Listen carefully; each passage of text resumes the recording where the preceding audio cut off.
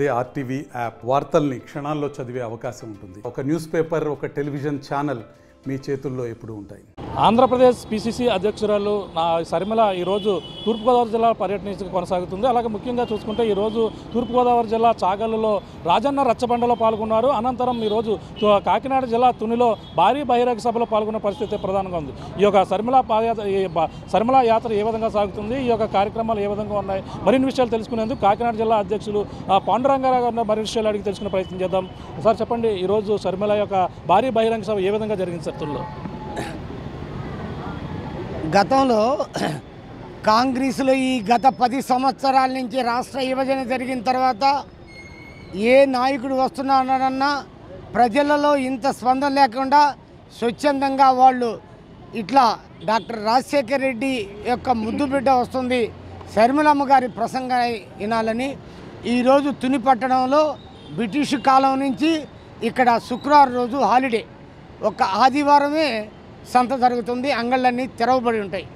అయినా ప్రజలు గ్రామాల నుంచి తండోపతండాలుగా ఈ కార్యక్రమాన్ని నేను కూడా ఊహించలేదు, ఇంత జనం వస్తారని. అంత సుదీర్ఘంగా ఆమె ఉపన్యాసం ఇవ్వడం జరిగింది. ఒక నిర్ణయానికి వచ్చారు ప్రజలు అనుకుంటున్నాను. ఈ యొక్క మీటింగు, షర్మిల గారి మీటింగ్ చూసి ఈ రాష్ట్రంలో ఉన్నటువంటి జగన్ ప్రభుత్వాన్ని మార్చాలి అని ఒక సంకల్పానికి వచ్చారు.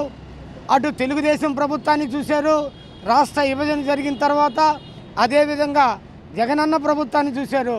ఈ యొక్క రాష్ట్రానికి ప్రత్యేక హోదా ఇవ్వాలంటే కేంద్రంలో ఉన్న ప్రభుత్వాలే ఇవ్వాలి.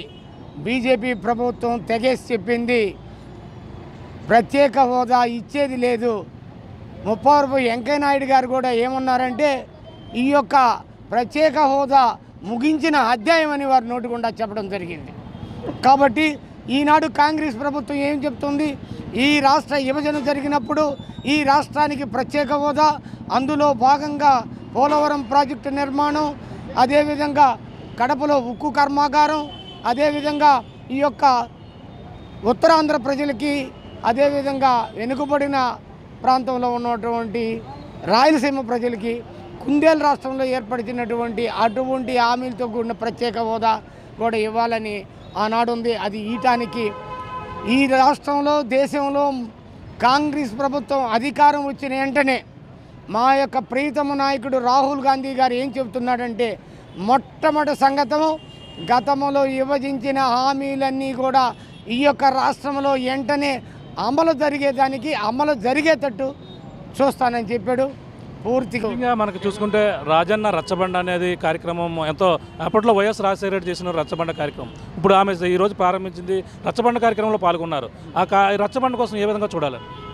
ఈ రచ్చబండ కార్యక్రమంలో రాజశేఖర రెడ్డి గారు ఆ రచ్చబండిలో వారి యొక్క ఆలోచన విధానాలు అధికారంలోకి వచ్చిన తర్వాత ప్రజలు ఈ ప్రభుత్వాన్ని ఏమనుకుంటున్నారు, ఈ ప్రభుత్వం యొక్క పథకాలు ప్రజలకి నచ్చినాయా, ఈ పథకాల వాళ్ళు ఇబ్బంది పడుతున్నారా అని రచ్చబండ అనే ఒక కార్యక్రమం గ్రామాల్లో ప్రజల యొక్క నాడిని తెలుసుకొని తద్వారా ప్రజారంజకమైన పాలన ఇవ్వాలని ఆనాడు సంకల్పిస్తే, ఈనాడు ఆయన ముద్దు బిడ్డ అయినటువంటి శ్రీమతి షర్మిలారెడ్డి గారు ప్రత్యేకంగా రచ్చబండ కార్యక్రమాన్ని ఎందుకున్నారంటే వారి యొక్క ఆలోచన ఎలా ఉంది, ఈ రాష్ట్రంలో ప్రభుత్వం పరిపాలిస్తున్న ప్రజలు హ్యాపీగా ఉన్నారా, అన్హ్యాపీగా ఉన్నారా, ఇబ్బందులకు గురవుతున్నారని వాళ్ళకే మైక్ ఇచ్చి వాళ్ళ యొక్క మీ ప్రసంగాన్ని వినిపించుకొని తీరాలనే ఉద్దేశంతో ఈనాడు కొవ్వూరులో జరిగిన ఉదయం కార్యక్రమంలో ప్రత్యక్షంగా ప్రజలందరూ కూడా చూడటం జరిగింది.